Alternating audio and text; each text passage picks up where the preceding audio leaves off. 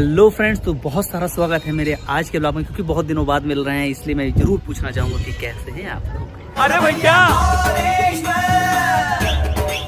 अरे भैया। तो भाई साहब, आई होप सब कुछ बहुत बढ़िया जा रहा हो, लेकिन दुनिया में यार एक्चुअली बहुत कुछ बुरा जा रहा है। सही पकड़े हैं। थंबनेल देख करके आप लोगों को कुछ आइडिया तो लग ही गया होगा। फिलहाल आज मैं पूरी बात, आज का जो पूरा ब्लॉग है उसी के ऊपर करने वाला हूँ। तो चलिए शुरू करते हैं।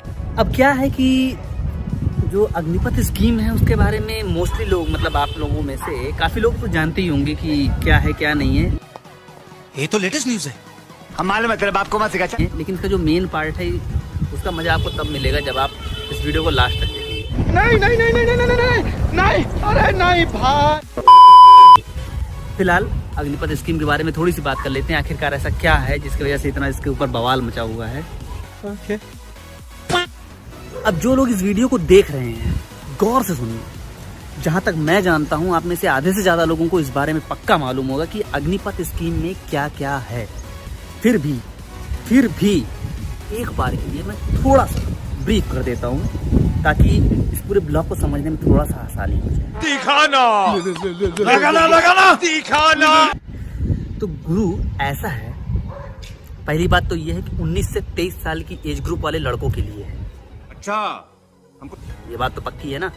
एनसीसी वाले जो बंदे हैं उनके लिए है, ये भी पक्की है। 4 साल की सर्विस होने वाली है टोटल। इसके बाद जो है, जो आपको प्रमाण पत्र मिलेगा वो आगे की फर्दर नौकरियों में आपके लिए बहुत ज़्यादा लाभदायक। जोर जोर से बोल के लोगों को स्कीमें बता दे। और इसके अलावा इस प्रतिष्ठित नौकरी में आपको इंश्योरेंस कवर मिल रहा है। सिक लीव से लेकर के कौन कौन सी लीव होती है, सब चीज लीव भी मिल रही है। अरे बाबा,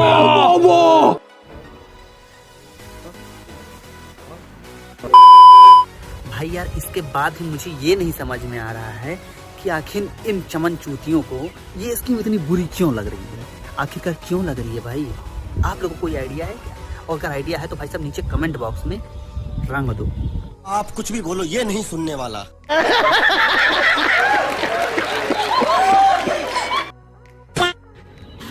फिर भी अगर आपको किसी भी तरह का डाउट हो रहा हो इस स्कीम के बारे में कि इसमें क्या क्या और बेनिफिट्स मिल रहे हैं, ये जानना है, तो भाई डिस्क्रिप्शन में मैं लिंक दे दे रहा हूँ। फटाफट जा करके एक लिंक क्लिक करना और पूरी इन्फॉर्मेशन निकालें। ओके। फिलहाल जो मैं बात करने वाला हूँ वो अग्निपथ स्कीम के ऊपर तो थी जो थी, लेकिन उससे ज़्यादा जो इसका मेन मुद्दा था इस ब्लॉग का वो ये था कि इस अग्निपथ स्कीम के आने के बाद जो ये संहार हुआ है सरकारी प्रॉपर्टी का, उसके ऊपर थी। तो चलिए पहले उसके ऊपर ही बात कर लेते हैं, क्योंकि मेन मुद्दा तो यही है। हाँ, ये कर लो पहले। अच्छा, मुझे एक बात बताइए आप लोग, किसी को भी मतलब ये अंदाजा है कि लगभग कितने करोड़ की प्रॉपर्टी का नुकसान हुआ है?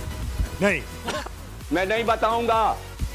मतलब जो हमारे चमन चूतिए थे, सो कॉल्ड स्टूडेंट्स, जो अपने आप को बहुत तुर्रमखा समझते थे और इस स्कीम को अपने लायक नहीं समझते थे, मैं उनकी बात कर रहा हूँ। साले को बम से उड़ा दूंगा एक बार हाथ में आ जाए तो। ठीक है, आप लोगों को कोई भी आइडिया है कि मतलब उन लोगों ने कितना नुकसान किया है? शायद नहीं है। और ये एक्चुअली नुकसान है किसका, ये अंदाजा है? मैं बता दे रहा हूँ, ये हमारा, तुम्हारा, उन सभी का नुकसान है। ठीक है ना? ये बड़ी अच्छी बात कही आप। तो मुझे ये बताओ कि ये लॉजिक तो सबको पता ही होगा ना कि जो गवर्नमेंट जो प्रॉपर्टीज बिल्ड करती है वो हमारे और आपके टैक्सेस से करती है। तो क्या नाचो मैं? फिर क्या सोच करके इन तथाकथित स्टूडेंट्स ने जो पूरा नाश किया है, क्या सोच के किया है? जनता माफ नहीं करेगी। इनके पापा छोड़ के गए थे कि इनकी अम्मा? नहीं, बोलो। तेरा बाप यहाँ छोड़कर गया था कि तेरी माँ? ये फंस गया सीएम।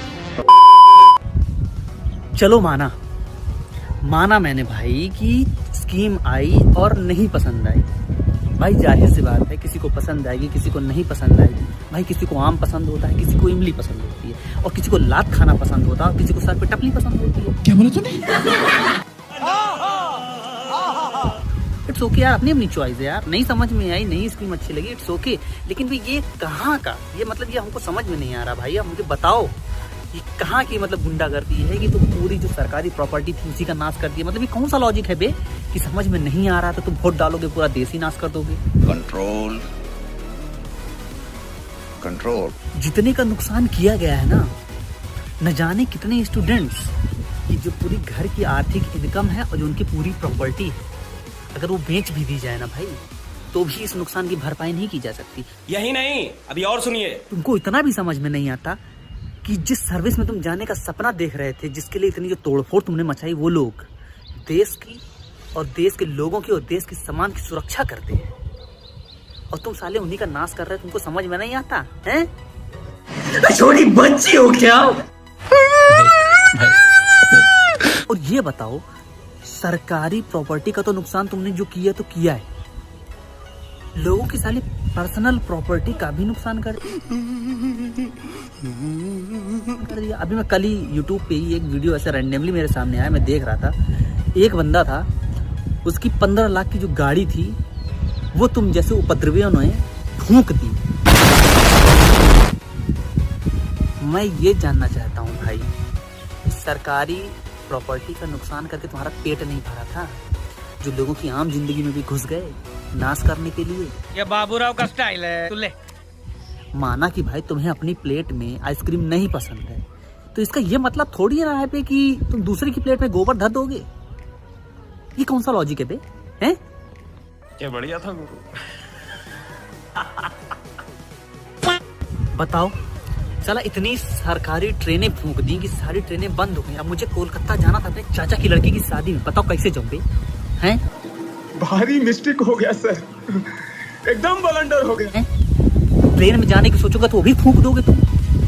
अरे कम उपद्रवी थोड़ी ना हो। और ये भी जान लो एक बात अच्छे से, हमारे संविधान में बहुत ही साफ और सरल शब्दों में लिखा हुआ है, अगर आपको कोई चीज नहीं समझ में आती या सरकार की किसी भी नीति से समस्या है तो भाई शांतिपूर्वक आप धरना दे सकते हो।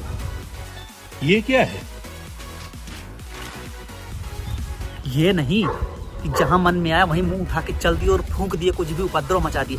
जिस सर्विस में जाने का सपना देख रहे थे ना, अगर उसी सर्विस के लोगों ने अपना उपद्रव मचाना शुरू कर दिया होता ना, तो बेटा जितने लोगों ने उपद्रव मचाया है, जो उत्पात मचाया है तुम लोगों ने, सबके घर में ना मातम हो रहा होता।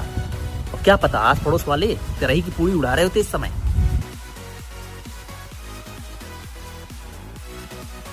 नेवर।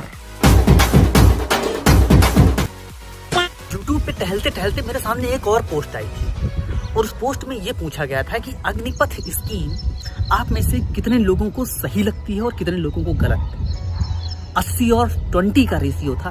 असंभव, असंभव। 80 पसंद करने वाले थे और 20 पसंद नहीं करने वाले। समझ रहे हो?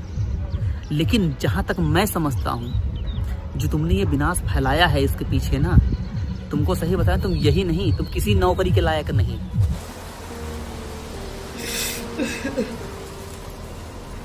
मैं थूकता हूँ तेरी सूरत पे। आज का ये विनाश देख करके भगवान से एक ही चीज कहने का मन करता है, ये देख तेरे संसार की हालत क्या हो गई भगवान, कितना शैतान हो गया ये इंसान। कसम से अगर आज महात्मा गांधी, भगत सिंह जैसे महापुरुष जिंदा होते ना तो दोबारा मर जाते। तुम लोग का ये जो कुकर्म देख करके। ये सब क्या देखना पड़ रहा है? फिलहाल ये तो इंडिया है, मैं और क्या ही एक्सपेक्ट कर सकता हूँ ऐसे लोगों से जिनके अंदर, क्या कहूँ यार, छोड़ो। तो फिलहाल आज का जो ब्लॉग है दोस्तों, बस यहीं पे समाप्त करने का समय हो गया है। तो जाते जाते बस वही अपना पुराना एक शेर सुना देता हूँ, उसके बाद फिर इस वीडियो को अंत करूँगा। बस बुलाएगा क्या? इंसान का कत्ल करने वाला नहीं, इंसान की भावनाओं का भी कत्ल करने वाला कातिल है। इंसान का कत्ल ही नहीं, इंसान की भावनाओं का भी कत्ल करने वाला कातिल है। अनपढ़ और निरक्षर तो तब भी बहुत अच्छे हैं, पढ़ लिख कर तुम जैसे कांड करने वाला सबसे बड़ा जाहिल है। Wow, beautiful. तो गाइस इसी के साथ मैं आज का ब्लॉग समाप्त कर रहा हूँ, अंत कर रहा हूँ और ख़त्म कर रहा हूँ। कारण ये है कि मैं ब्लॉग को और लंबा नहीं बनाना चाहता, ना ही खींचना चाहता हूँ। तो जिन लोगों को ये ब्लॉग पसंद आया है प्लीज़ उसे लाइक कर दीजिए। और मेरे भाइयों प्लीज सब्सक्राइब भी कर दो यार, ताकि इस तरह की वीडियो लगातार मिलते रहें आपको। जल्दी ही और अच्छी वीडियोस लेकर के आऊँगा, क्योंकि ये ब्लॉग है तो डेफिनेटली कुछ ना कुछ तो नया होता ही रहेगा डेली। तो मिलते हैं डायरेक्ट कल के ब्लॉग में, तब तक के लिए बाय।